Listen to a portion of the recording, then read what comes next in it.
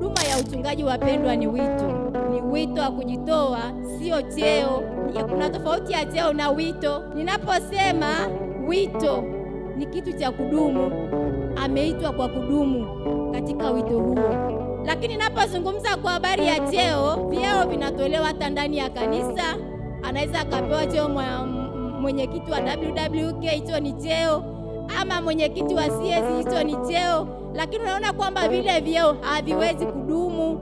Leo labda baada ya miaka kadhaa amebadilishwa, amewekwa mwingine na vyeo vingine vya watu kadha wa kadha, lakini kwamba utumishi wa kweli sio heshima pekee, bali ni kujitoa kwa namna ya kujidhabihu, sadaka. Bwana Yesu alijidhabihu pale msalabani, ndio maana sina wewe tuko hapa. Kwa wachungaji wetu wanajidhabihu kuendeleza ile kazi ikapate kusimama, ikapate kuwa kamilifu, ili kwamba ipo siku parapanda ikilia, mimi na wewe tutakuwa tena hatupo, kwa sababu tunaamini kabisa tumekamilika, na Bwana Yesu anayo kila sababu ya kusema sasa tumeimaliza kazi.